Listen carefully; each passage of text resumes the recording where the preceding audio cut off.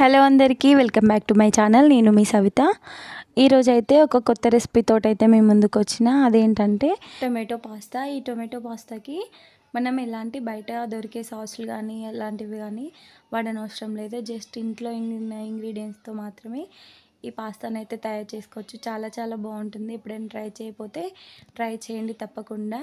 అలాగే tomato pasta చేయడానికైతే నేను ఈ పాస్తాను అయితే తీసుకుంటున్నాను. వేరే లాంటివి కూడా ఉంటాయి, అవి కూడా వాడచ్చు. తర్వాత పాస్తాని బాయిల్ చేసుకోవడానికైతే స్టవ్ పైన ఒక గిన్నెను పెట్టుకొని వాటర్ వేసుకొని దానిలో కొద్దిగా ఆయిల్, కొంచెం ఉప్పు వేసుకొని వేడి చేసుకుంటున్నాను. దీనిలోకి మనమైతే ఇట్లా ఒక 2 టమాటోస్ని ఘాట్లు పెట్టుకొని అయితే యాడ్ చేసుకోవాలి. అలాగే మీ స్పైస్కి తగ్గట్టు మిరపకాయలను అయితే యాడ్ చేసుకోవాలి. ఎండుమిర్చిని నేనైతే ఒక 4 నుండి 5 అనేవి తీసుకున్నాను. మీరు బాగా తక్కువ స్పైస్ తిన్నట్లయితే ఒక 2 లేదా 3 సరిపోతాయి. నేను కొద్దిగా స్పైసీగా చేస్తున్నాను. తర్వాత వాటర్ బాయిలింగ్కి వచ్చిన తర్వాత మనం తీసి పెట్టుకున్నటువంటి పాస్తాను కూడా వేసుకొని ఉడికించుకోవాలి. ఇలా కొద్దిగా సాఫ్ట్గా ఉడికిన తర్వాతనైతే స్టవ్ ఆఫ్ చేసుకొని ఇట్లాంటి జల్లెడ ఉంటుంది కదా, దానిలోనైతే వీటిని స్టెయిన్ చేసుకోవాలి. స్టెయిన్ చేసుకున్న తర్వాత మనమైతే ఈ టొమాటోస్ అలాగే ఎండుమిర్చిని కూడా తీసి పక్కకు పెట్టుకొని మనం ఈ పాస్తా ఉంటుంది కదా, ఇంకా ఎక్కువ ఓవర్గా కుక్ కాకుండా ఉండడానికి దీనిలోకి అయితే చల్లటి నీళ్ళు వేసుకొని అయితే కడుక్కోవాలి. అప్పుడు ఎక్కువ కుక్ కావు, మెత్తగా అయిపోవు అన్నమాట. ఇలా ఉడికిపోతే సరిపోతుంది. ఆ తర్వాత ఈ టమాటోస్లో ఉన్న పైన తొక్కనైతే తీసుకొని పక్కకు పెట్టుకోవాలి. ఈ తొక్కలు తీసుకున్న టమాటోస్ అలాగే ఎండుమిర్చి, ఆ తర్వాత కొద్దిగా షుగర్, కొద్దిగా సాల్ట్ వేసుకొని అయితే మెత్తగా పేస్ట్ చేసుకొని అయితే పక్కకు పెట్టుకోవాలి. పాస్తాను చేసుకోవడానికైతే మనం ఒక గిన్నెనైతే స్టవ్ పైన పెట్టుకొని దానిలోకి కొద్దిగా ఆయిల్ వేసుకొని చిన్నగా కట్ చేసుకున్నటువంటి వెల్లుల్లి అలాగే పచ్చిమిర్చిని కూడా వేసుకొని ఫ్రై చేసుకోవాలి. అవి కొద్దిగా ఫ్రై అయిన తర్వాత దీనిలోకి అయితే చిన్నగా కట్ చేసుకున్నటువంటి ఒక ఉల్లిగడ్డను అయితే వేసుకుంటున్నాను. ఆ తర్వాత ఒక క్యారెట్ను కూడా దీనిలోకి యాడ్ చేసుకొని ఫ్రై చేసుకోవాలి. మీ దగ్గర ఉంటే బీన్స్, క్యాప్సికమ్ అలాగే క్యాబేజీ కూడా ఈ టైంలో యాడ్ చేసుకొని మగ్గించుకోవచ్చు.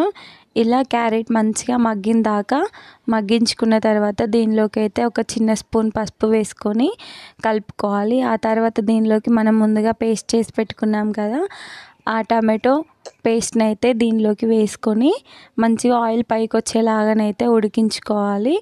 పచ్చివాసన ఏం లేకుండా ఇట్లా ఆయిల్ పైకి వచ్చేలాగా ఉడికించుకున్న తర్వాత ఇప్పుడైతే మనం దీనిలోకి అయితే కొద్దిగా ఒక 1/2 స్పూన్ దాకా ధనియాల పొడిని అయితే యాడ్ చేసుకుంటున్నాను. ఆ తర్వాత మీ దగ్గర ఉంటే గరం మసాలా లేకపోతే మ్యాగీ మసాలా అయినా పర్లేదు, లేదంటే ఇలా నేనైతే ఇప్పుడు కొద్దిగా గరం మసాలాని అయితే యాడ్ చేసుకుంటున్నాను. మీ దగ్గర నూడిల్స్ మసాలా ఉన్నా కూడా వేసుకోవచ్చు. ఆ తర్వాత దీనిలోకి టేస్ట్కి తగ్గట్టుగా సాల్ట్ అయితే వేసుకోవాలి. ఎందుకంటే మనం పాస్తాలో వేసుకున్నాం, అలాగే మనం టమాటోస్ మిక్సీ పట్టేటప్పుడు కూడా వేసుకున్నాం కాబట్టి కొద్దిగా చూసుకొని అయితే వేసుకోండి. నేనైతే కొద్దిగా సాల్ట్ వేసుకొని కలుపుకున్న తర్వాత దీనిలోకి కొంచెమే కార్న్ఫ్లోర్ని వాటర్లో మిక్స్ చేసి అయితే వేసుకుంటున్నాను.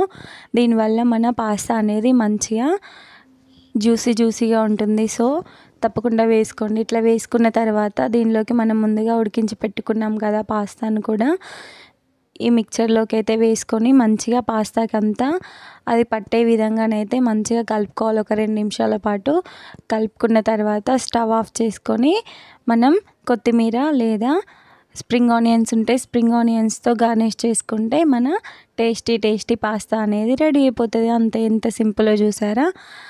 ఈ రెసిపీ తెలియకపోతే మీరైతే ట్రై చేయండి. అలాగే నా ఛానల్ ఎవరైనా ఫస్ట్ టైం చూస్తున్నట్లయితే సబ్స్క్రైబ్ చేసుకోండి. అలాగే పక్కనే ఉన్న బెల్ ఐకాన్ అయితే క్లిక్ చేయండి. అంతే, నా వీడియో నచ్చితే ఒక లైక్ చేయండి. అలాగే మీ ఫ్రెండ్స్కి అయితే ఫార్వర్డ్ చేయండి. ఇలాగే నన్ను సపోర్ట్ చేస్తారని కోరుకుంటున్నా. Thank you for watching. Bye.